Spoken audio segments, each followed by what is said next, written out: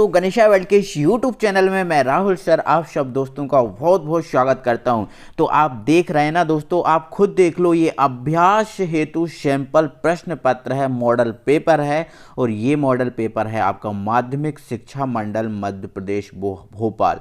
जी हाँ दोस्तों, ये जो आपका बोर्ड के द्वारा निकाला गया मॉडल पेपर है, जो आप सबके लिए बहुत बहुत ज़रूरी है। ठीक है, जितना हम ज़्यादा आपसे कहें उतना ज़रूरी है आपके लिए।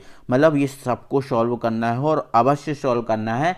ठीक है, और जो आपके हाफ ईयरली एग्जाम है इनसे पहले कर लो, आपके लिए बहुत फ़ायदा रहने वाला है। ठीक है, मतलब सबको करना भाई, जितनी जल्दी कर लो आप उतना सही रहेगा आपके लिए। ठीक है, तो ये जो आपका पेपर है दोस्तों, एक केमिस्ट्री का पेपर है, रसायन विज्ञान का पेपर है। और आप सब जानते हो, ठीक है ना, 3 घंटे का पेपर होता है। ठीक है, 70 मार्क्स का पेपर होता है। तो इस पेपर को हम पूरा है ना सॉल्यूशन साथ विद सॉल्यूशन के हम आपको प्रोवाइड करा रहे हैं। ठीक है, पूरा सॉल्यूशन कराएंगे, अच्छे से समझाएंगे। ठीक है, चीज़ों को कंप्लीट कराएंगे। तो आइए दोस्तों, इसको कंप्लीट करते हैं और समझते हैं। ठीक है, तो यहाँ पर दोस्तों ये सब इंस्ट्रक्शन वगैरह दिए हैं, आपको निर्देश दिए हैं कि आपको कैसा क्या है। ठीक है, तो ये सब आपको पता है, इसमें कोई दोहराई नहीं है, सब जानते हो आप। ठीक है, चलो हम डायरेक्ट पहुंच जाते हैं क्वेश्चंस पे। डायरेक्ट हम क्वेश्चन पे पहुंच जाते हैं और क्वेश्चन नंबर हमारा 1 है, सही विकल्प चुनकर लिखिए। यहाँ से हमसे सबसे पहले बोला है शुद्ध जल की मूललता। सब जानते हैं, बहुत अच्छे से जानते हैं। ठीक है, सब जानते हैं भाई, 55.5 होती है शुद्ध जल की मूललता होती है। शैल स्थिरांक सब जानते हैं भाई, L/A होता है। जो L/A होता है वो शैल स्थिरांक होता है। कौन सा संक्रमण तत्व धातु मतलब कौन सा संक्रमण धातु आयन रंगीन है? तो भाई जिसके पास अयुग्मित इलेक्ट्रॉन होते हैं वो रंगीन होता है। तो यहाँ पर हम देखें तो केवल जो आपका वेनेडियम है इसके पास अयुग्मित इलेक्ट्रॉन है, इसलिए ये रंगीन है। बाकी इन तीनों के पास अयुग्मित इलेक्ट्रॉन ना होने के कारण ये रंगीन नहीं है, रंगहीन है। ठीक है भाई, आगे बात करेंगे, हमारे अगले ऑब्जेक्टिव क्वेश्चन पे बात करेंगे। और हमारा एक सेकेंड, हमारा अगला ऑब्जेक्टिव क्वेश्चन है एरिल हैलाइड। मतलब एरिल हैलाइड की बात कर रहे हैं, मतलब ये आपकी इसकी बात कर रहे हैं, बेंजीन के ऊपर जो Cl होता है ना, इसकी बात कर रहे हैं। ठीक है, हैलोजन परमाणु से जुड़ा कार्बन संकरण होता है। कौन से संकरण? मतलब ये जो हैलोजन परमाणु से ये वाला जो कार्बन जुड़ा है कौन संकरण में? तो संकरण आपका sp2 होगा भाई, sp2 सही आंसर है बिल्कुल। ठीक है, एमिनो की आकृति होती है, जो एमीन होता है, एमीन होता है, उसकी आकृति कैसी होती है? तो पिरेमिडी। ठीक है, पिरेमिडी एमीन की आकृति होती है। सब जल्दी से क्लिक कर लो भाई आंसर। जंतुओं में कार्बोहाइड्रेट किस रूप में संचित होता है? तो जंतु में फिर भाई जो कार्बोहाइड्रेट होता है वो ग्लाइकोजन के रूप में संचित होता है। किसके रूप में?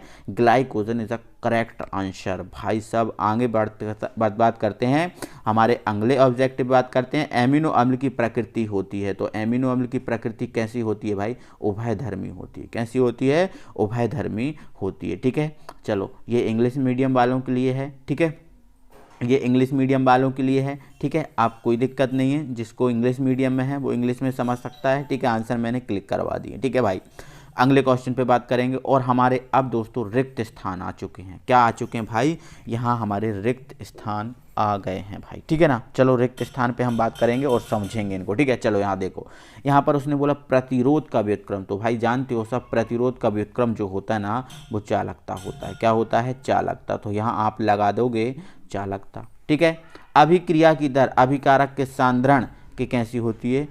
ठीक है, अभिक्रिया की दर अभिकारक के सांद्रण के समानुपाती होती है। ठीक है, अभिकारक के सांद्रण के समानुपाती होती है। ठीक है, समानुपाती होती है। Zn, ठीक है, Zn कितना होता है? +2। Zn केवल क्या होता है?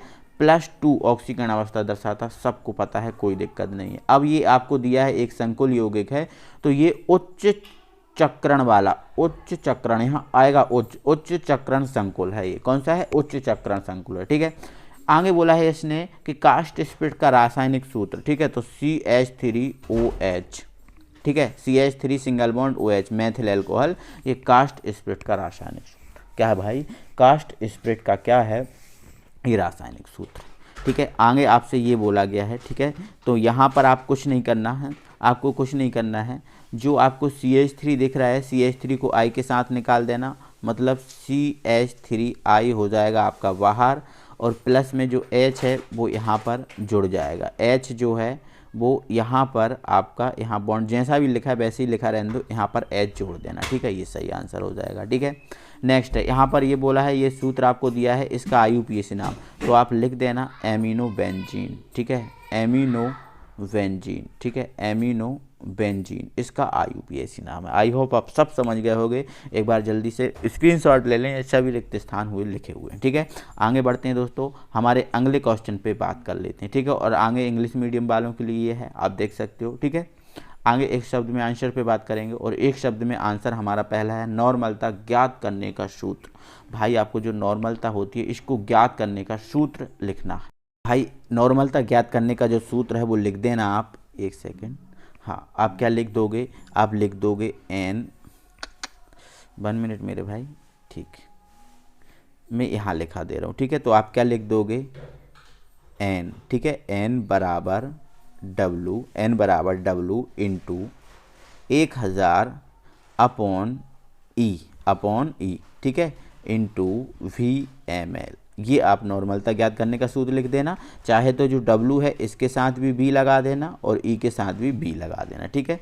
तो ये आप कर देना, क्या लिख देना, n बराबर WB, ये W है, WB इंटू 1000, हाँ into 1000 upon EB into VML, ये आप लिख देना, ठीक है। अब नेक्स्ट आपसे बोला गया है आर्हीनियस समीकरण लिखिए। तो आर्हीनियस समीकरण आप सब जानते हैं, K बराबर क्या होता है, ठीक है, K बराबर क्या होता है,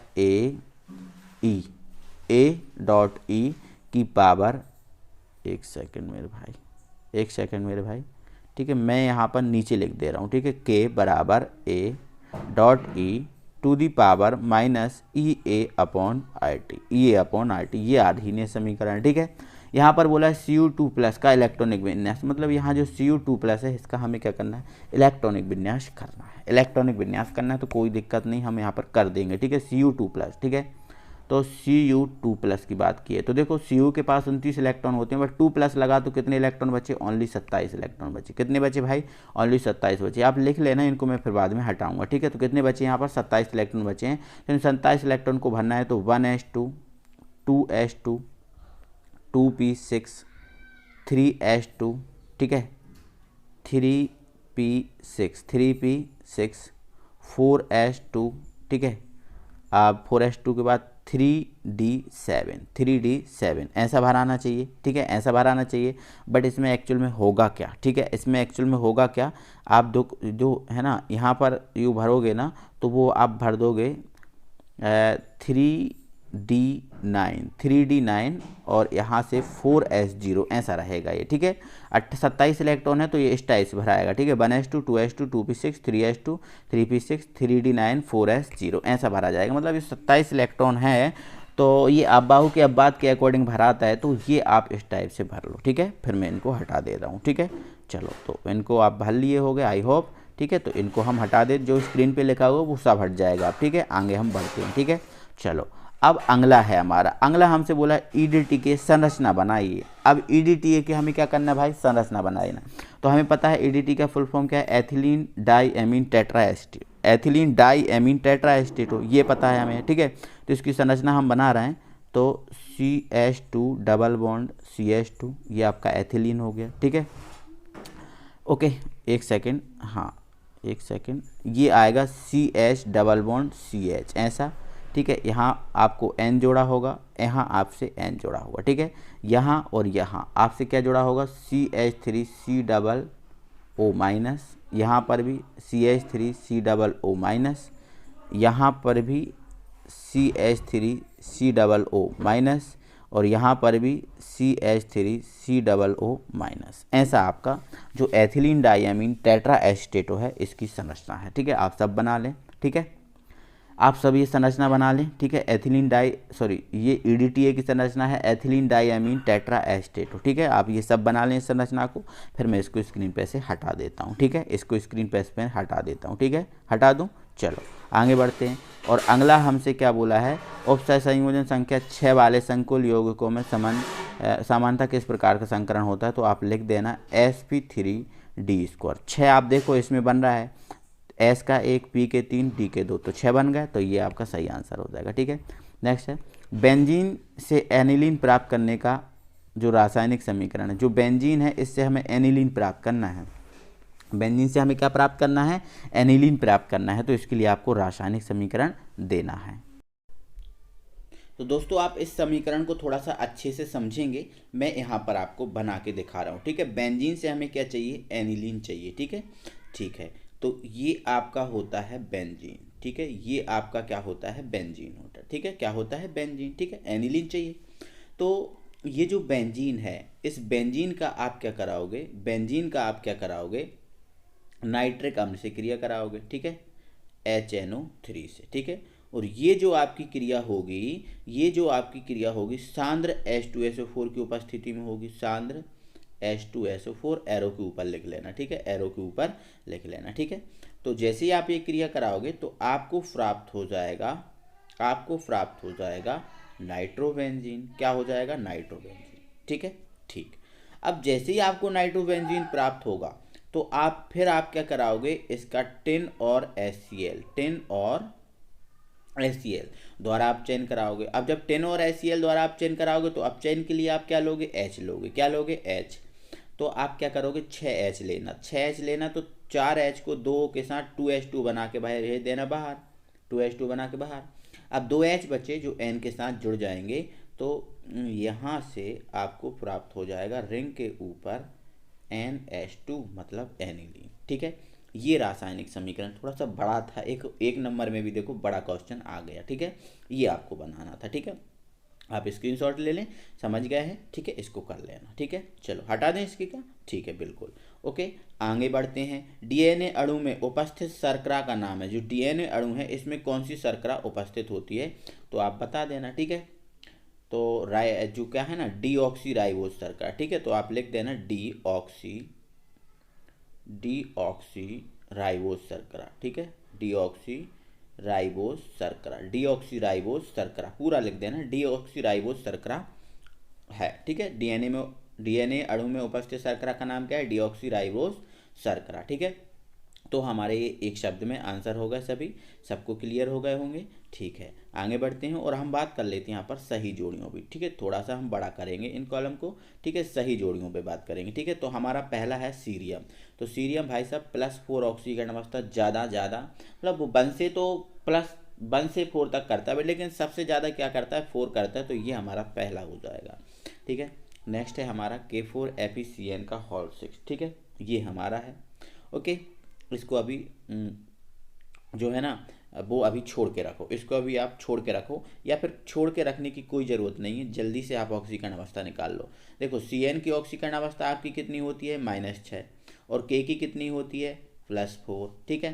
तो 6 में से 4 जाएंगे -2, और -2 जब बराबर किस तरफ जाएंगे तो +2, तो यहाँ से आपका ये दूसरा हो जाएगा आंसर, ठीक है। नेक्स्ट है C2H5OH, ये आपका एल्कोहल है, ठीक है। एल्कोहल किससे प्राप्त होता है, सीरा से, तो यहाँ से आपका सीरा से प्राप्त होता है, ठीक है। चलो मतलब ये RCHO, ये रोजनमुंड अभिक्रिया में प्राप्त होता है, तो ये आपका 4th हो जाएगा, ठीक है। ये C2H5N2Cl, ये डाईएजोनियम लवण है, तो ये आपका 5वां हो जाएगा। अब ये आपसे बोला है ग्लूकोज, तो आपको पता है एल्डोहॉक्से मतलब एल्डिहाइड, मतलब एक से ज़्यादा एल्डिहाइड, एक से ज़्यादा मतलब ये पॉलीहाइड्रोक्सी, देखो आपने पढ़ा है ये पॉलीहाइड्रोक्सी एल्डिहाइड होता है ना, पॉलीहाइड्रोक्सी एल्डिहाइड मतलब ग्लूकोज में एल्डिहाइड का समूह होता है ना, एक से ज़्यादा OH के साथ CHO उपस्थित होता है, तो ये 6वां हो जाएगा। फ्रक्टोज में कीटो होता है, मतलब कीटो समूह होता है, तो ये आपका 7वां हो जाएगा, ठीक है। तो ये आपकी सही जोड़ियाँ कंप्लीट, ठीक है। चलो आगे बढ़ते हैं, और दोस्तों हमारा ये पहला क्वेश्चन है, और पहला ही क्वेश्चन आपसे न्यूमेरिकल बोला गया है कि इस न्यूमेरिकल को आपको सॉल्व करना है। तो बोला है 22 ग्राम, यहाँ पर देखो सभी को करना ज़रूरी है, और वीडियो अच्छा लग रहा है तो भाई वीडियो को अभी तक लाइक नहीं किया, जिसने भी वीडियो को लाइक नहीं किया वो सब वीडियो को लाइक कर दें भाई, और चैनल को सब्सक्राइब नहीं किया तो चैनल को सब्सक्राइब कर लें, क्योंकि भाई आपको कंटेंट प्रोवाइड कराने भी कुछ मेहनत लगती है, ठीक है। तो आप जल्दी से वीडियो को लाइक करें, चैनल पर नए हो तो चैनल को सब्सक्राइब कर लें, ठीक है। हमारे चैनल के साथ जुड़ सकते हैं, सारी वीडियोस आपको चैनल के प्ले लिस्ट में मिल जाएंगी 11th 12th केमिस्ट्री की, ठीक है। तो आप सभी वीडियो को क्रम वाइज देख सकते हैं, ठीक है।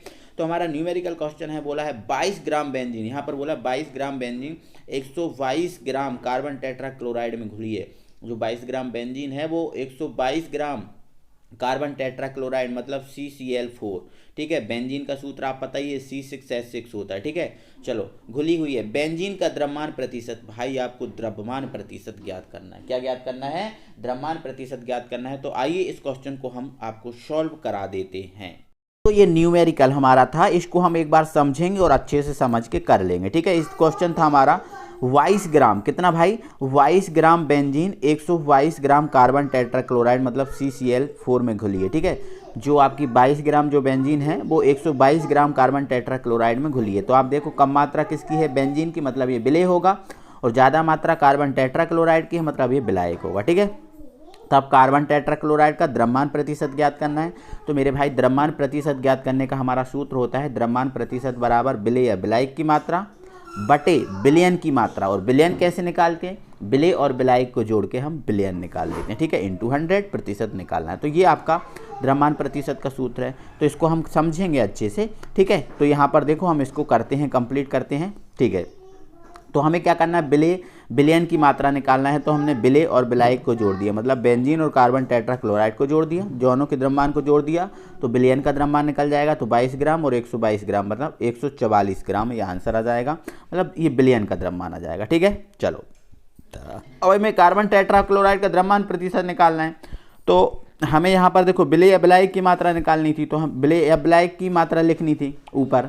तो कार्बन टेट्राक्लोराइड का द्रव्यमान प्रतिशत निकाल रहा है, तो कार्बन टेट्राक्लोराइड की हमने प्रतिशत मात्रा लिख दी, और नीचे बिलियन की प्रतिशत, बिलियन का जो कार्बन टेट्राक्लोराइड का द्रव्यमान लिख दिया, और नीचे बिलियन का द्रव्यमान लिख दिया, ठीक है। इंटू 100 आपका आएगा ही आएगा, कोई दिक्कत ही नहीं है, ठीक है। चलो आगे हम इसको देखेंगे। तो इसमें हमने क्या किया फिर? वैल्यू पुट की, ठीक है। 1 मिनट, इसको हम थोड़ा सा छोटा करेंगे, ठीक है, ताकि आपको पूरा दिखा पाएँ, ठीक है। तो हमने क्या किया? आगे वैल्यू पुट की। तो कार्बन टेट्राक्लोराइड का द्रव्यमान 122 ग्राम था, बिलियन का कुल द्रव्यमान 144 ग्राम था, इंटू 100 सॉल्व किया तो हमारा ये 84.72 आ गया आंसर। तो यही हमारा आंसर है। आई होप आप सब समझ गए होंगे, दिक्कत नहीं होगी, ठीक है। तो आगे अब बढ़ते हैं अगले क्वेश्चन पे। दोस्तों हमारा 5वां क्वेश्चन है, ठीक है। हमारा 5वां क्वेश्चन है, बोल रहा है अणु संख्या गुण की परिभाषा लिखिए। तो अणु संख्या गुणधर्म की परिभाषा हमने आपको लिख दी है। ये देखो आप देख पा रहे हो, तनु विलयन के वे गुण जो विलेय के कणों की संख्या पर निर्भर करते हैं, उनकी प्रकृति पर नहीं, ठीक है। मतलब कणों की संख्या पर निर्भर करते हैं, ना कि उनकी प्रकृति पर। अणु संख्या गुणधर्म कहलाते हैं। अणु संख्या गुणधर्म निम्न है, मतलब ये 4 होते हैं। तो ये आपकी अणु संख्या गुणधर्म की परिभाषा आप लिख सकते हो, ठीक है, कोई दिक्कत नहीं है, ठीक है। अगला है 6वां क्वेश्चन, किसी विलयन की चालकता पर तनुता के साथ क्यों घटती है? किसी विलयन की जो चालकता है वो तनुता के साथ क्यों घटती है? तो ये हमारा 5वें का अथवा था, और ये हमारा 6वें क्वेश्चन का आंसर है, ठीक है। ये वाला देख रहे हो, विलयन की चालकता विलयन के एकांक आयतन में उपस्थित आयनों की चालकता होती है। मतलब किसी विलयन की जो चालकता होती है वो विलयन के एकांक आयतन में, मतलब 1 लीटर आयतन, एकांक मतलब 1 लीटर आयतन में उपस्थित आयनों की संख्या होती है। लेकिन जब हम तनुकरण करते हैं तो प्रति एकांक आयनों की संख्या घट जाती है, और आयनों की संख्या घट जाती है तो चालकता भी क्या हो जाएगी? घट जाएगी। तो ये इसका आंसर हो जाएगा, ठीक है। चलो, विशिष्ट चालकता को परिभाषित कीजिए और इसकी इकाई लिखिए। तो देखो यहाँ पर विशिष्ट चालकता को परिभाषित किया गया है। देखो ये यहाँ पर ये 6वें का अथवा है। विशिष्ट प्रतिरोध के व्युत्क्रम को विशिष्ट चालकता कहते हैं, और इसे हम के से व्यक्त करते हैं। यहाँ पर के लिख लेना, यहाँ पर के लिख लेना, ठीक है। एक सेकंड, यहाँ पर आप क्या लिख लेना? के, यहाँ से के से व्यक्त करते हैं इसको, ठीक है। यदि विशिष्ट चालकता, यदि किसी चालक का विशिष्ट प्रतिरोध, यदि किसी चालक का विशिष्ट प्रतिरोध क्या होता है? रो होता है भाई, कि क्या होता है? रो होता है। एक सेकंड, मैं रो अच्छे से बना दे रहा हूँ, ये रो होता है, ठीक है। तब विशिष्ट चालकता क्या हो जाएगा? के बराबर 1/रो हो जाएगा, के बराबर 1/रो हो जाएगा, ठीक है। तो ये आप लिख लेना। और इसका मात्रक भी पूछा है, इकाई मतलब मात्रक, ठीक है। तो इसका मात्रक क्या होता है? ओम इनवर्स OHM लिखा है, ठीक है, और सेंटीमीटर इनवर्स, ये इसका मात्रक हो जाएगा, ठीक है। चलो स्क्रीनशॉट लेते जाओ और आगे हम बढ़ते हैं, अगले क्वेश्चन पे बात करेंगे, ठीक है। चलो यहाँ पर हमसे बोला गया 7वां क्वेश्चन, दर स्थिरांक के निम्न मान से अभिक्रिया की कोटि की पहचान कीजिए। यहाँ पर अभिक्रिया की कोटि की हमें क्या करना है? पहचान करना है, ठीक है। तो बहुत ईजी है भाई, ये क्वेश्चन तो बहुत ईजी है, ठीक है। देखो आपको ये देख रखा है, के बराबर ये देख रखा है, आपको ये देखना है कि ये किस अभिक्रिया की कोटि का मात्रक है। जिस अभिक्रिया की कोटि का मात्रक ये होगा वही इसका आंसर होगा। तो आप देख पा रहे हो ये द्वितीय कोटि की अभिक्रिया का मात्रक है। तो यहाँ पर कोटि की पहचान कर दें तो आप क्या लिख देना? द्वितीय कोटि की अभिक्रिया, द्वितीय कोटि की अभिक्रिया। ठीक है, तो अभिक्रिया की कोटि क्या है, 2 है। ठीक है, और यहाँ पर अगला हमारा क्वेश्चन ये है, आपसे बोला गया है। ठीक है, 1 मिनट रुको ना मेरे भाई, 1 मिनट। ठीक है, इसको मैं पहले हटा दे रहा हूँ। ठीक है, चलो ये हटा दिया। अब यहाँ पर आप समझना, यहाँ पर आप समझना इस बात को। ठीक है, एक सेकंड मेरे भाई। ठीक है, चलो हाँ, अब देखना इसको समझना। अब इसमें अगला दिया है कि सेकंड इनवर्स है, इसमें सेकंड इनवर्स, और सेकंड इनवर्स किसका मात्रक होता है, प्रथम कोटि का। तो इसमें आंसर आ जाएगा प्रथम कोटि की अभिक्रिया, प्रथम कोटि की अभिक्रिया, ये आंसर हो जाएगा। तो बहुत आंसर, ठीक है, तो बहुत आसान है। तो समझ गए ना ये कैसे आपको करना है, क्लियर है। एक एक मतलब क्वेश्चन का मैं आपको आंसर आपको बता रहा हूँ। ठीक है, चलो आगे बढ़ते हैं। तो ये 7वां क्वेश्चन था, और 7वें क्वेश्चन का ये अथवा वाला क्वेश्चन है। ठीक है, इसने बोला है, क्या बोला है हमसे, ये एक बार देख लेंगे। दिए गए स्थितिज ऊर्जा एवं अभिक्रिया निर्देशांक के मध्य आलेख में स्थित x और y की पहचान के नाम लिखिए। मतलब ये जो आपको एक डायग्राम देके रखा है, इसमें x की जगह क्या है और y की जगह, देखो ये आपको दिख रहा होगा x है और ये आपको दिख रहा होगा y है। ठीक है, इसकी जगह क्या है वो देखना है। ठीक है, तो आप इस डायग्राम को देखें। ठीक है, 1 मिनट, आप इस डायग्राम को देखें। ठीक है, इस डायग्राम को देखें आप। इस डायग्राम में अगर हम देखें, इस डायग्राम में अगर हम देखें, ठीक है, ध्यान से अगर हम इस डायग्राम में देखें, तो ये मतलब उसने बोला ना, ये बताओ इधर से लेकर इधर तक का, ये बताओ ना। तो ये इधर से लेकर इधर तक का ये बात क्या है, तो आप देख पा रहे हो इधर से इधर तक का ये बात क्या है, EA, और ये क्या होता है, संक्रियण ऊर्जा। तो x की जगह आप क्या लिख दोगे, x की जगह लिख दोगे आप सक्रियण ऊर्जा। क्या लिख दोगे, सक्रियण ऊर्जा। ठीक है, और देखो आप y कहाँ है, y देखो यहाँ पर है, y यहाँ पर है, और यहाँ पर देखो क्या है, सक्रियत संकुल। तो इसकी जगह लिख दोगे आप सक्रियत संकुल। ठीक है, क्या लिख दोगे, सक्रियत संकुल। तो ये आपका आंसर हो जाएगा, ये आपका आंसर हो जाएगा। ठीक है, समझे कि नहीं। ठीक है, तो ये आपका क्वेश्चन था। देखो कितना मतलब घुमाया हुआ क्वेश्चन था। ठीक है, तो मतलब ये बहुत इजी क्वेश्चन था, और भाई कितना इजी क्वेश्चन, इजी भी तो देखो कितना इजी क्वेश्चन था। ठीक है, तो ये था। ठीक है, तो x की जगह क्या आ जाएगा, संक्रियण ऊर्जा, और y की जगह क्या आ जाएगा, सक्रियत संकुल। ठीक है, चलो अगले क्वेश्चन पे बात करेंगे। और हमारा अगला क्वेश्चन है, ठीक है, हमारा अगला क्वेश्चन है, ये आपको दिए थे कुछ यौगिक, इनके IUPAC नाम लिखना था। ठीक है, तो आप लिख सकते हो इनके IUPAC नाम, हमने आपको दिखा दिए। पोटेशियम ट्राई ऑक्सीलेटो क्रोमेट सेकंड, इस पहले वाले का नाम है, और दूसरे वाले का नाम है di ammine aqua chloro platinum थायड क्लोराइड, ये है इसका नाम। ठीक है, चलो आगे हम अगले क्वेश्चन पे बात करेंगे। ठीक है, इसको थोड़ा सा हम छोटा करते हैं भाई। ठीक है, और इसमें ठीक है, चलो आगे बढ़ते हैं। ठीक है, तो दोस्तों ये हमारे 8वें का अथवा क्वेश्चन है। ठीक है, 8वें का अथवा question, potassium tri hydroxido zincate second. ठीक है, इसका हमें क्या करना है, सूत्र लिखना, IUPAC नाम है, इसका सूत्र लिखना है। ठीक है, तो लिख देंगे K है, यहाँ K आएगा। ठीक है, यहाँ पर आपका Zn आएगा, और यहाँ पर इसने बोला ट्राई हाइड्रोक्सो, मतलब ये OH का होल थ्राइस आएगा, OH का होल थ्राइस। तो ये इसका सूत्र बन जाएगा, जो पहला वाला है इसका सूत्र ये बन जाएगा। ठीक है, उसने बोला पोटेशियम, तो ये पोटेशियम। अब ट्राई हाइड्रोक्सीडो, ठीक है, तो ये हमने लिख दिया।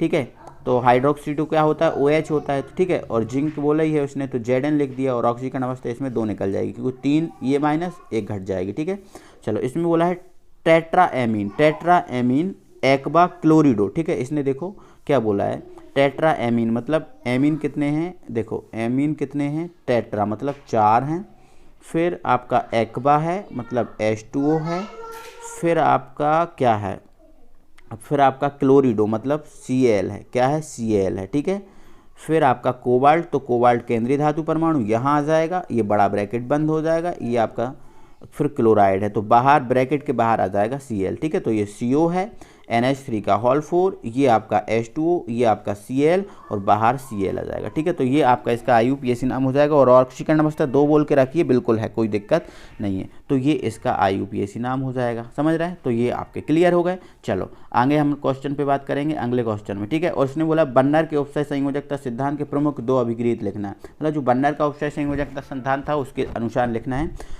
तो बर्नर सिद्धांत के अनुसार किसी संकुल में, देखो केंद्रीय धातु परमाणु की 2 प्रकार की संयोजकताएं होती हैं, चाहो तो आप इन दोनों के नाम लिख लेना। ठीक है, दोनों के नाम लिख देना, प्राथमिक संयोजकता, और दूसरी लिख देना द्वितीय संयोजकता। ठीक है, पहला अभिक्रिया कंप्लीट। दूसरा, केंद्रीय धातु परमाणु की द्वितीय संयोजकता निश्चित होती है, जिसमें जिसे केंद्रीय धातु परमाणु की समन्वय संख्या कहते हैं। ठीक है, 2 हो गए, 2 ही बोला था बट हम 3 लिखा दे रहे हैं। ठीक है, केंद्रीय धातु परमाणु की द्वितीय संयोजकता ऋणायन या उदासीन परमाणु द्वारा संतुष्ट होती है। उदासीन परमाणु कर लेना इसमें। ठीक है, चलो अगला बोला है संलग्नी या किसे संलग्नी मतलब लिगेंड। संलग्नी मतलब क्या होता है? लिगेंड होता है। क्या होता है? लिगेंड। तो लिगेंड के बारे में पूछा है। ठीक है, तो बता देना वे अणु जो केंद्रीय धातु परमाणु को एकांक इलेक्ट्रॉन युग्म देकर अवशय संयोजक बंध बनाकर जुड़ा होता है संलग्नी कहलाता है। कोई दिक्कत नहीं है। ठीक है, उदाहरण आप दे देना K4। ठीक है, K4Fe CN का होल 6। तो यहाँ पर कौन जुड़ा है? कौन जुड़ा है यहाँ पर? बताओ भाई कौन जुड़ा है यहाँ पर? ठीक है, केंद्रीय धातु परमाणु से उपसय संयोजक बंध बना के कौन जुड़ा है? CN जुड़ा है। तो CN आपका क्या है? लिगेंड है। तो एरो लगा के आप लिख देना लिगेंड है। ठीक है, क्या है? लिगेंड। ठीक है, तो ये आपको याद रखना है। ठीक है, तो ये आपका कंप्लीट हो गया। आगे बढ़ते हैं अगले क्वेश्चन पे।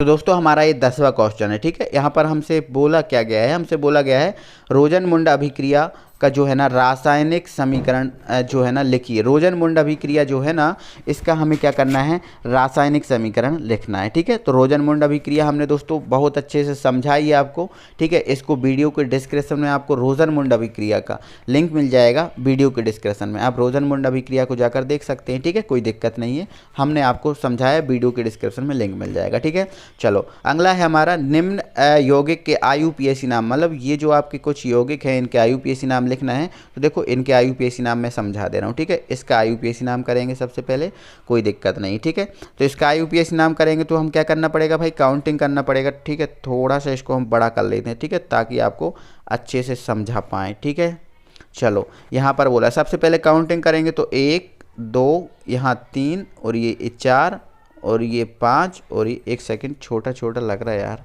ठीक है, तो ये आप बाहर से कर ले 1 2 ये 3 ये 4 और ये 5 और ये 6। ठीक है, काउंटिंग कर लिया। ठीक है, हम देखेंगे तो यहाँ पर हम देखेंगे ये 1 पे क्या जुड़ा हुआ है? ब्रोमो। तो ठीक है, ये हो जाएगा 1 ब्रोमो। ठीक है, 1 ब्रोमो, 1 ब्रोमो हो जाएगा। ठीक है, फिर बेंजीन लिखेंगे तो ये बेंजी।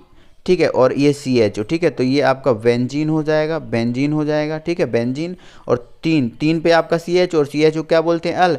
तो देखो 1 ब्रोमो बेंजीन और 3 अल, 3 अल। तो ये इसका IUPAC नाम हो जाएगा, ये इसका IUPAC नाम हो जाएगा। क्लियर है? या फिर आप 1 ब्रोमो बेंजीन में अल जोड़ देंगे तो बेंजीनल हो जाएगा। तो 1 ब्रोमो बेंजीनल भी इसका IUPAC नाम हो सकता है। ठीक है, चलो एक हमारे पास ये है, फिर इसका IUPAC नाम हमें करना है। ठीक है, चलो यहाँ पर समझेंगे ध्यान से, कोई दिक्कत नहीं है। ठीक है, समझे भाई? ठीक है, चलो ये है। तो इसको अभी देखो ज़्यादा समझ में नहीं आ रहा होगा तो मैं इसको तोड़ देता हूँ। ठीक है, ये CH3 है, ये क्या है? CH3 है। और इससे आपका कौन जुड़ा है? ठीक है, इससे आपका जुड़ा है CH। ठीक है, तो ये आपका CH, इससे जुड़ा है OCH3। ठीक है, तो OCH3। ठीक है, ये जुड़ा है। फिर इससे कौन जुड़ा है? CHO। ये है, ऐसा बना हुआ। ठीक है, ये ऐसा है। तो इसका IUPAC नाम हमें लिखना है। ठीक है, इसका IUPAC नाम हमें लिखना है। ठीक है, तो लिखेंगे, कार्बन की काउंटिंग करेंगे तो यहाँ से आपका ये आपका पहला हो जाएगा, ये दूसरा और ये आपका तीसरा। ठीक है, तो यहाँ पर कितने कार्बन है? 3 कार्बन है। ठीक है, बट यहाँ पर आप देखो, आप दूसरे कार्बन से कौन जुड़ा है? मैथॉक्सी। ठीक है, तो ये लिखा जाएगा 2 मैथॉक्सी, 2 मैथॉक्सी, 2 मैथॉक्सी। ठीक है, और 3 कार्बन होने के नाते क्या हो जाएगा? प्रोपेन। ठीक है, क्या हो जाएगा? प्रोपेन। ठीक है, 2 मैथॉक्सी प्रोपेन। और 1 पे जुड़ा है अल, चाहे तो 1 पे अल लिख दो या चाहे तो आप लिख दो 1 अल। क्या? 1 अल लिख दो। ठीक है, 1 अल लिख दो या प्रोपेन में अल जोड़ दो तो प्रोपेनल हो जाएगा। तो इसका IUPAC नाम क्या हो जाएगा? 2 मैथॉक्सी प्रोपेन 1 अल या फिर 2 मैथॉक्सी प्रोपेनल। क्लियर हो चुका है? समझ गए? ठीक है, तो ऐसे करके आपको इसको कंप्लीट करना है। ठीक है, चलो अब हमारा अगला क्वेश्चन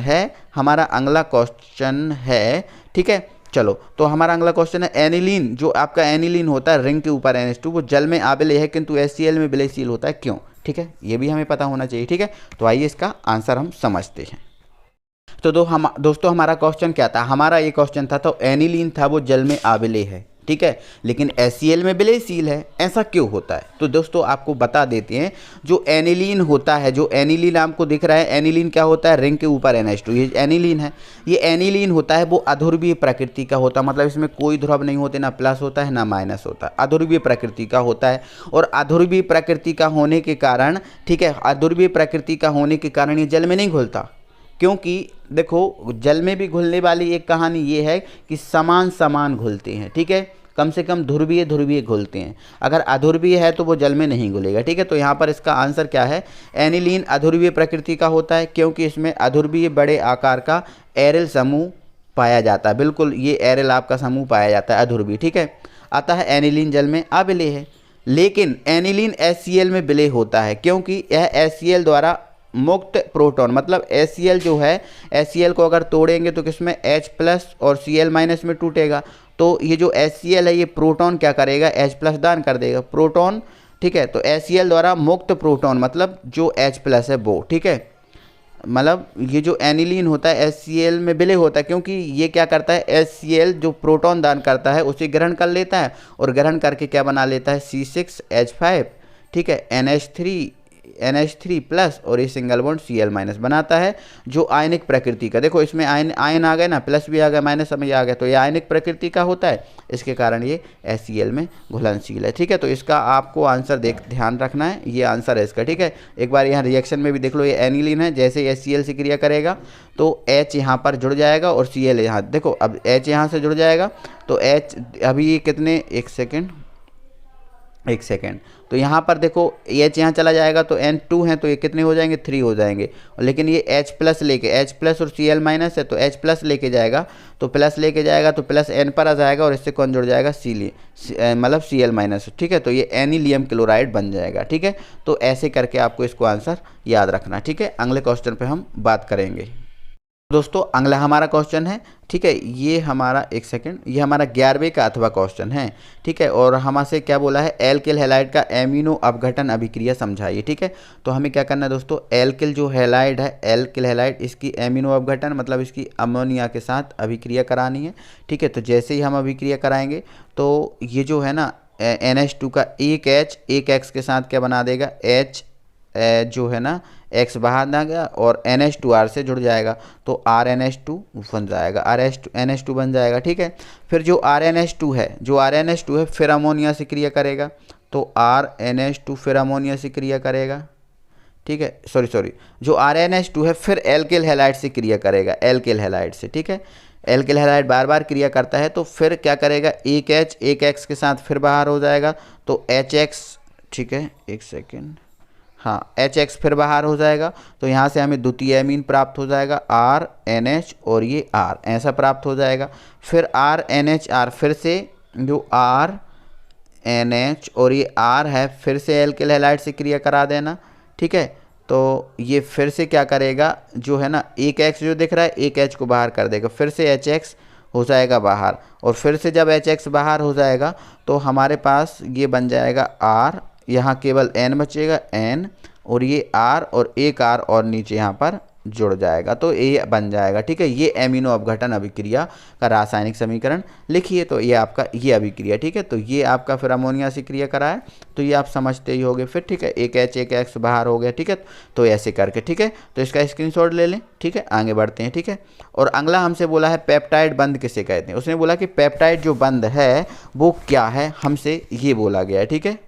दोस्तों जो पेप्टाइड बंध है इससे संबंधित मैंने बहुत अच्छा वीडियो बनाया, बहुत अच्छा वीडियो बनाया है, ठीक है। वीडियो के डिस्क्रिप्शन में लिंक है, आप जाकर इसको देख लो, बहुत अच्छे। देखो यहाँ समझाऊंगा, वीडियो में टाइम लंबा होगा, फिर आप ही कहोगे सर इतनी लंबी वीडियो आप ही देखने में हिचकते हो फिर, ठीक है।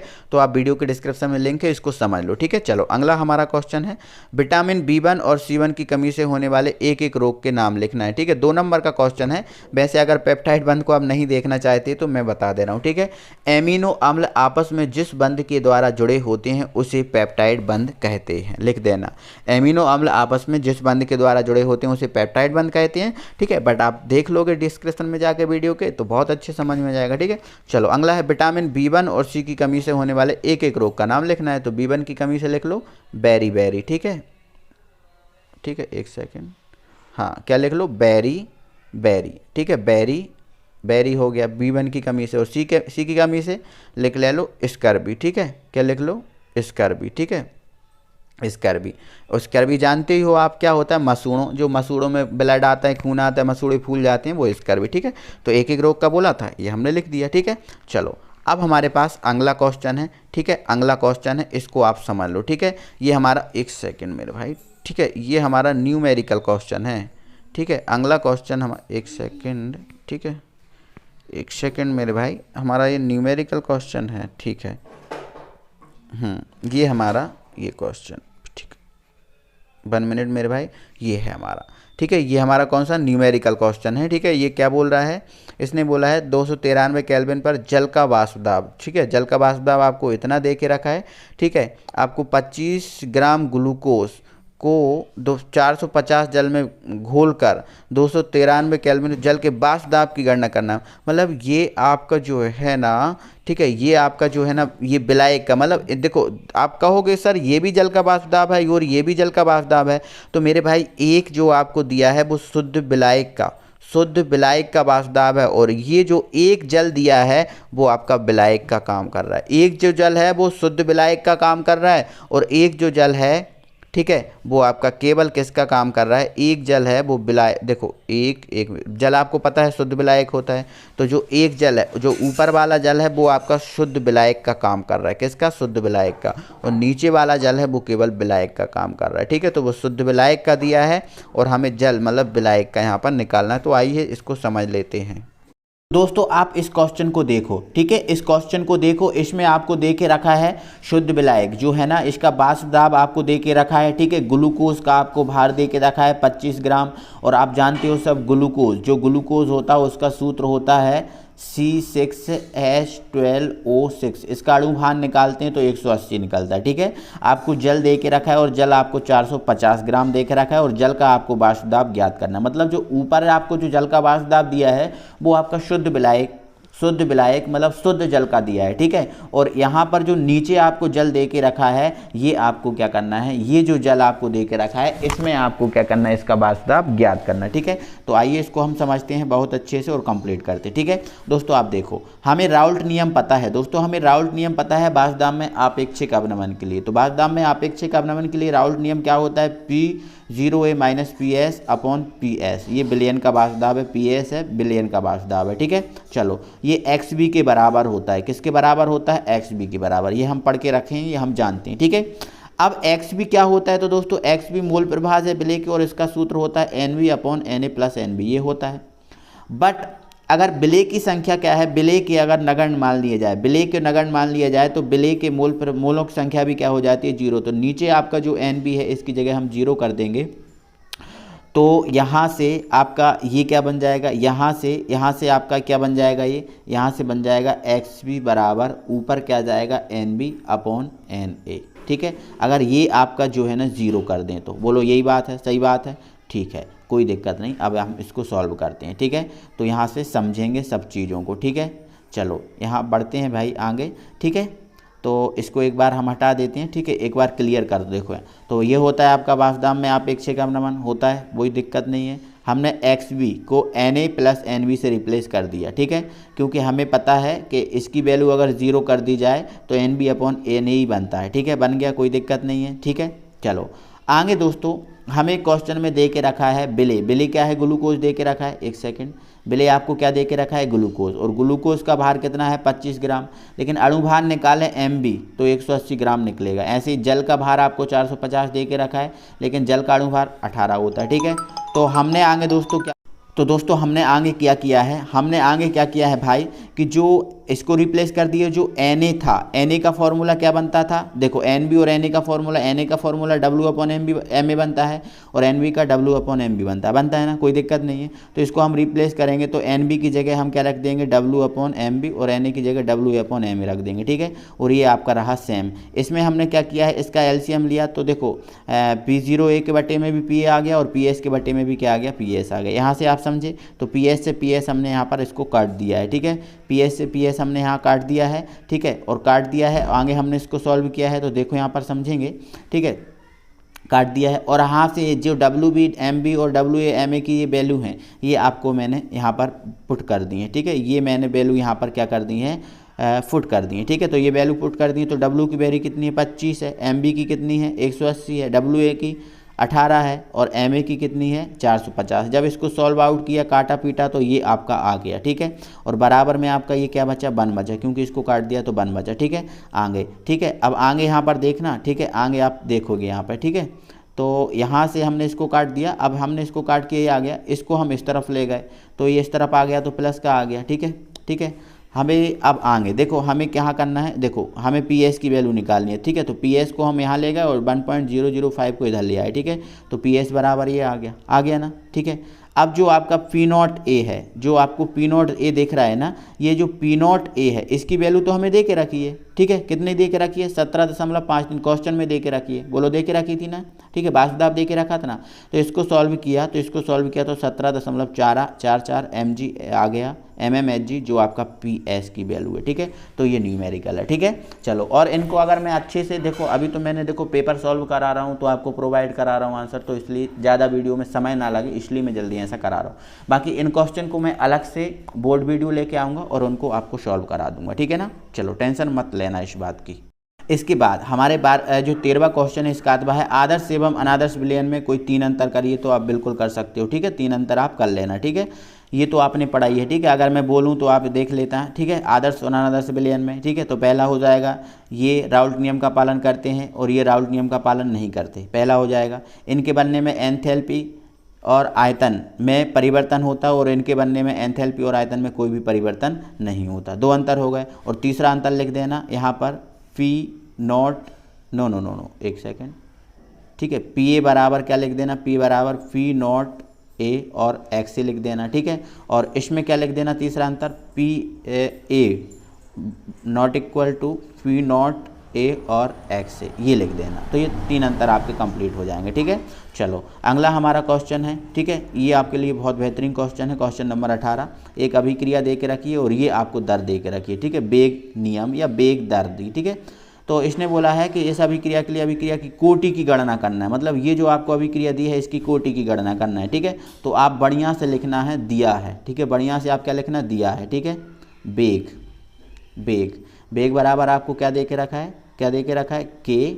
ठीक है, और ए की पावर 1/2 और बी की पावर आपको कितनी दे के रखी है, 2 रेखे। ठीक है, कोई दिक्कत नहीं है। चलो, अब बेग क्या होता है, तो बेग होता है आपका dx/dt होता है ना। ठीक है, चलो बराबर के का आपको मान निकालना ही है। ठीक है, बेग स्थिरांक।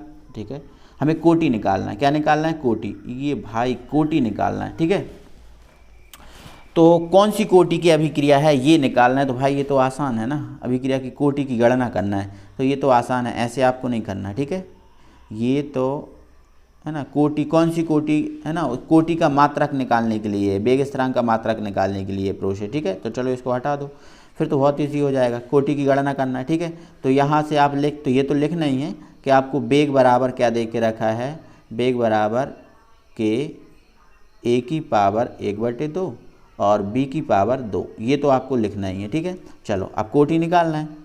तो यहाँ पर कोटि के लिए कोटि क्या होती है, घातों का योग होती है। क्या होती है, घातों का योग। तो n बराबर क्या हो जाएगा, n बराबर आपका हो जाएगा, इसकी घात क्या है 1/2 और इसकी घात क्या है 2। ठीक है, तो इसको आप सॉल्व करना और आंसर लेके आना। तो एलसीएम आपका कितना जाएगा, 2 ही आ जाएगा। ठीक है, और ये आपका क्या हो जाएगा, 5 हो जाएगा, मतलब 5/2। 5/2 को सॉल्व करेंगे तो 2/5। ठीक है, तो इसमें लिख देना अंत में, अतः अभिक्रिया, ठीक है, 2.5 कोटि की है। ठीक है, तो ये इतना सा करना था। ठीक है, लेकिन बढ़िया जमा के करना, तो ये क्या है, मैथमेटिकल फॉर्म है ये क्वेश्चन, तो ये नंबर मिल जाएंगे। आप ये नहीं सोचना कि थोड़ा छोटा है। ठीक है, चलो अगला भाई, अगला हमारा 14वीं का अथवा जो क्वेश्चन है ये हमारा न्यूमेरिकल। ठीक है, न्यूमेरिकल क्वेश्चन है और ये कह रहा है दर्शाइए कि प्रथम कोटि की अभिक्रिया में 99% अभिक्रिया पूर्ण होने में जो लगा समय है, ठीक है, 90% अभिक्रिया पूर्ण होने में लगे समय से दुगना है। मतलब 99% अभिक्रिया पूर्ण होती है तो जो समय लगता है वो 90% से क्या है, दुगना है। ठीक है, ये न्यूमेरिकल क्वेश्चन है। तो आओ इसको सॉल्व करते हैं, समझते हैं। तो इस न्यूमेरिकल को सॉल्व करेंगे, आप न्यूमेरिकल देख सकते हो, कोई दिक्कत नहीं है यहाँ पर। ठीक है, तो हम प्रथम स्थिति को देखेंगे। प्रथम स्थिति मतलब जो पहला दिया है ना आपको 99%, इस 99% आपको सॉल्व करेंगे, फिर दूसरी स्थिति 90% वाली सॉल्व करेंगे। ठीक है, तो मान लेते हैं जो प्रथम स्थिति में मान लेते हैं जो है ना वो सांद्रता क्या है, आपको 100 दे के रखिए। देखो 100 मान के ही चलते हैं, 100 देखो परसेंट 100 में ही होता है। देखो 99% है वो 100 में से ही आया होगा। ठीक है, तो मान लेते हैं ए की वैल्यू जो है ना प्रारंभिक सांद्रता, ए क्या होती है, प्रारंभिक सांद्रता। तो प्रारंभिक सांद्रता ए मान लिए 100 है। ठीक है, और अंतिम सांद्रता होती है x, तो कितना परसेंट पूर्ण हुई है 99%। तो अंतिम सांद्रता x बराबर क्या हो जाएगा 99%। ठीक है, अब हम a-x निकालेंगे। ठीक है, देखो भाई ये प्रथम कोटि की अभिक्रिया के लिए बात कर रहे हैं। ठीक है, प्रथम कोटि की अभिक्रिया, और प्रथम कोटि की अभिक्रिया के लिए आप जानते हो वेग स्थिरांक अर्ध आयु काल का जो सूत्र होता है वो क्या होता है T1/2, यही होता है। बोलो सही बात है, बिल्कुल सही बात है, होता है ना, यही सूत्र होता है हमारा। ठीक है, या फिर हम ऐसा कहें कि जो प्रथम कोटि की अभिक्रिया है इसके लिए जो वेग स्थिरांक है इसकी वैल्यू यही होती है। ठीक है, कि यहाँ पर होता है और टी यहाँ पर होता है, बट रिप्लेस कर दिया हमने। ठीक है, कोई दिक्कत नहीं है। ठीक है, तो यहाँ से तो a-x निकाला, ये आ गया, मतलब 1 आ गया। तो ऐसा हमने क्यों किया, क्योंकि हमें तो प्रथम कोटि की अभिक्रिया के लिए समाकलित दर का सूत्र लगाना है। ठीक है, तो समाकलित दर समीकरण का हमने सूत्र लगाया, तो देखो ये आया, सूत्र यही होता है। बोलो सही बात है, यही होता है। वैल्यू पुट की, देखो ये सब आपको दे के रखा, एक ही वैल्यू कितनी दे के रखी है 100। ठीक है, a-x 1 निकाल ली। ठीक है, ये सॉल्व किया, तो देखो ये आपका जो दिख रहा है ना 100, एक सेकंड, ये आपको दिख रहा है ना 100 दिख रहा है ना, 100 को 10 की पावर 2 लिख सकते हैं। और आपको पता ही है कि है ना, अगर लॉग में log m की घात n है तो घात आगे चली जाती है, तो क्या हो जाता है n log m हो जाता है। तो ये जो घात है वो आगे चली गई यहाँ, तो ये आपका 2 आ गया। और log 10 की वैल्यू फिर क्या होती है 1 होती है, तो इसकी वैल्यू हमने 1 रख दी, तो कोई मतलब नहीं निकला। ठीक है, तो आपका जो t मतलब 99% के लिए निकाल रहे थे, तो 99% के लिए जो समय है वो आपका ये आ गया। ठीक है, ये आ गया, आपका समय आ गया ना, नोट कर लेना, आप नोट कर लेना। द्वितीय स्थिति में अगर बात करें तो देखो, द्वितीय स्थिति में अगर हम बात करेंगे तो ये तो आप 100 ही मानोगे। ठीक है, वो 90% है, क्योंकि 90% पूर्ण हो रही थी, तो a-x निकाला तो आपने 10 निकाला। वही 90% के लिए सूत्र लगाएंगे। ठीक है, तो एक ही सबकी वैल्यू पुट करेंगे, तो यहाँ एक ही जगह 100 रखेंगे। ठीक है, a-x 10 रखेंगे, तो 0 से 0 काट दिया, 10 बचा। कितना बचा, अब 10 बचा। तो 10 की वैल्यू क्या होती है 1 होती है। अब 10 की वैल्यू 1 होती है तो केवल हमें क्या प्राप्त होगा, ये इतना सा प्राप्त हो जाएगा। ठीक है, अब देखो 99% में ये क्या चीज़ थी, 99% में देखो ये इतना और 2 का गुणा था, और देखो 90% में केवल ये चीज़ आई, तो बताओ ये 90% वाली दुगनी है ना, है। तो बस यही तो आपको सिद्ध करना था, तो यही तो आपका न्यूमेरिकल। ठीक है, और बाकी अच्छे तरीके से इनको करना है तो मैं अच्छे तरीके से इनको ना मैं करा दूंगा। ठीक है, बोर्ड वीडियो लेके आऊँगा और बढ़िया करा दूंगा। ठीक है, अभी मैं पेपर सॉल्व करा रहा हूँ इसलिए ऐसा कर रहा हूँ। ठीक है, आप इसका स्क्रीनशॉट ले लो। ठीक है, अगले क्वेश्चन पर हम बात करते हैं। तो 15वां क्वेश्चन देख लेंगे आप सभी दोस्तों। आप किस आधार पर कह सकते हैं, आप किस आधार पर कह सकते हैं कि स्कैंडियम जिंक जो है ना, एस्केडियम जो जिसका परमाणु क्रमांक 21 है एक संक्रमण तत्व है, परंतु जिंक जिसका परमाणु क्रमांक 30 है वो नहीं। ठीक है, कोई दिक्कत नहीं है, हम कह सकते हैं। ठीक है, देखो किसी तत्व का जो संक्रमण, देखो हमें जानते हैं कि जो संक्रमण तत्व है वो परिवर्ती ऑक्सीकरण अवस्था प्रदर्शित करते हैं ना, परिवर्ती ऑक्सीकरण अवस्था। तो इसका जो कारण है वो यही है कि जो जिंक है, जिंक में अयुग्मित इलेक्ट्रॉन होते हैं, और अयुग्मित इलेक्ट्रॉन होने के कारण ये क्या करता है, परिवर्ती ऑक्सीकरण अवस्था प्रदर्शित करता है। बट जो जिंक है इसमें अयुग्मित इलेक्ट्रॉन नहीं होते, इसलिए परिवर्ती ऑक्सीकरण अवस्था प्रदर्शित नहीं करता। तो यही कारण है, आपको स्क्रीन पर दिख रहा होगा, इसका आंसर आप लिख सकते हो। ठीक है, चलो अब अगला है हमारा लेंथेनाइट संकुचन परिभाषित करें, इसका वो कोई परिणाम लिखें, इसका लेंथेनाइट संकुचन क्या है और इसका परिणाम। ठीक है, तो ये तो मैंने आपको समझाया, आसान भाषा में इसको कर सकते हो, कोई दिक्कत नहीं है। ठीक है भाई, चलो अगला क्वेश्चन हमारा 16वां है, और 16वां क्वेश्चन कह रहा है कि इसकी क्रियाविधि समझाओ। बहुत आसान है, समझेंगे, कोई दिक्कत नहीं है। आप डाल देना प्रथम पद। ठीक है, प्रथम पद। तो प्रथम पद में क्या होगा, इसकी क्रियाविधि समझ रहा है भाई। प्रथम पद में क्या होगा मेरे भाई, जो आपका जो दिख रहा है ना ये वाला क्या होगा वो देखो हम समझाते हैं। ठीक है, समझाते हैं। प्रथम पद में क्या होगा, जैसे सी, ठीक है, डबल बॉन्ड है यहाँ पर, और ये सी। ठीक है, प्रथम पद में क्या होगा मेरे भाई, ये जो आपके जो द्विबंध के इलेक्ट्रॉन हैं वो यहाँ पर मिल जाएंगे। आपने 11th में पढ़ा था ना, एक प्रभाव पढ़ा होगा आपने, इलेक्ट्रोमेरिक प्रभाव। ठीक है, तो ये जो द्विबंध है इसके इलेक्ट्रॉन इसको मिल जाएंगे। जब द्विबंध के इलेक्ट्रॉन इसको मिल जाएंगे, ठीक है, द्विबंध के इलेक्ट्रॉन इसको मिल जाएंगे, तो इस कार्बन जो है ना, कार्बन जिसको मिल जाते हैं उस पर क्या आ जाता है माइनस, तो कार्बन पे आ जाएगा माइनस। जो डबल बॉन्ड है वो सिंगल में बदल जाएगा, और ये यहाँ पर क्या आ जाएगा, प्लस आ जाएगा। ठीक है, यहाँ पर क्या आ जाएगा, प्लस, क्योंकि द्विबंध के इलेक्ट्रॉन यहाँ चल जाएंगे, तो इसने दान किए, ये वाला कार्बन दान करेगा, ये ग्रहण करेगा। ठीक है, ऐसा हो जाएगा।